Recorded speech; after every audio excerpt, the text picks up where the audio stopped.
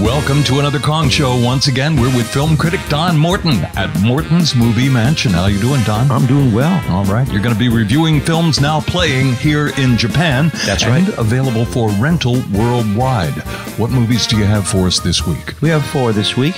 Vice, Chappie, Before I Go to Sleep, and The Maze Runner. Worst first? Worst first, of course. That'd be Vice. The title refers to a near-future pleasure facility featuring human-looking cyborg beautiful women. Why? What's their purpose? Being raped and killed, apparently. Any sociopath with the cash can go in there and fulfill his most demented fantasies. It's an ugly little film. Do the filmmakers not see how offensive this is, even before the story starts? Anyway, these lovely robots are then repaired and memory wiped for the next sicko. And so is there actually a story here? Yeah, if you can call it that. The story revolves around one such sex bot being hastily repaired, too hastily, and she retains some of her memories of the last guy who abused her, and she escapes with Thomas Jane as a cop into a Chappie chase movie. The worst thing about this movie is Bruce Willis. He's a smirking career worst.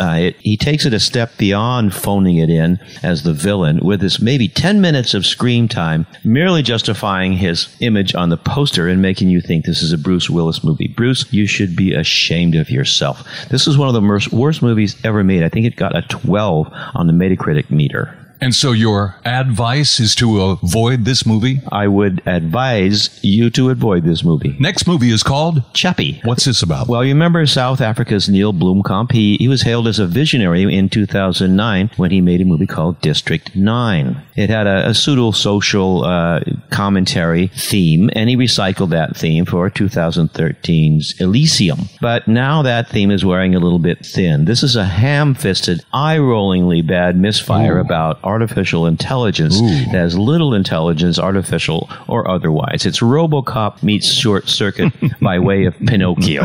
And so is Chappie, or what does Chappie mean? Chappie is the name of the title robot, a jabbering artificial intelligence droid, which vacillates between the moral teachings of his creator, played by Dev Patel, and the greedy gang of gangsters that he's fallen in with. And they're played by annoying South African punk rockers Ninja and Yolandi. If you never heard of these people, as they say in Hong Kong, you better off. And this is a preachy picture that evokes big themes, and then rather than say anything about them, just cuts to the many, many chases and blows stuff up. So, miss this one? Miss it as many times as you can. All right, well, let's try to wind this up before I go to sleep. Which is another psychic strike by Kong. It's about a woman that wakes up every morning with all her memories of the past 16 years erased. There's an original idea. Her long-suffering husband has developed this daily routine that he patiently takes her through every morning to bring her up to speed. And on the side, she's seeing a psychologist who's trying to help her as well. So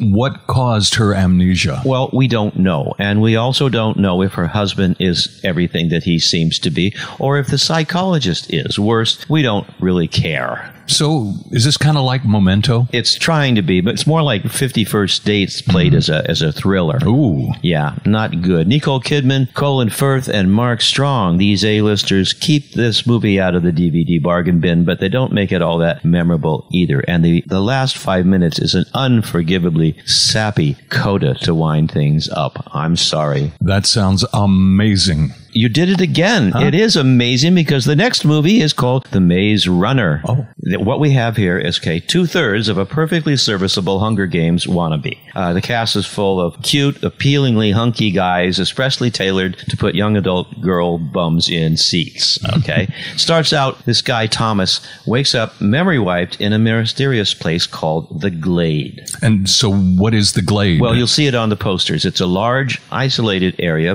bound by huge walls, only with one monstrous door. Okay, he soon learns that he is just the latest arrival in this place, and it's an ethnically diverse, guy-only, Lord of the Flies kind of functioning society. The huge door opens once a day in the morning, and leading into the title Maze. And there's these elite group of maze runners, and they go in and they're mapping out the maze and try and find a way out. But they have to be out by darkfall because the grievers come out then. And grievers, hold on there. What are grievers? Grievers are these murderous, creepy-crawly cyborg spiders that are about the size of a rhinoceros. So then what happens? Okay, then a girl shows up. Of course. Only first girl to ever show up. And she's carrying a little sign saying, I'm the last one. Anyway, you don't know what's going on. It looks great. And for the directorial debut of a guy who used to be in special effects, Wes Ball, the special effects are restrained and they support the story. So it's pretty good. It's pretty good till the third act, when it blows it all by when falling all over itself, trying to set up the sequel rather than create a coherent standalone story. I tell you, I'm going to have to go see that sequel, so it better damn well be good, because it really messed up this movie. What movie would you suggest of the 4 that you just reviewed? If we were going to rent a movie this weekend, which one would you suggest? You know what? I can't really recommend any of these this week. Vice is terrible. The other 3 are just sort of mediocre. So, no answer. Okay.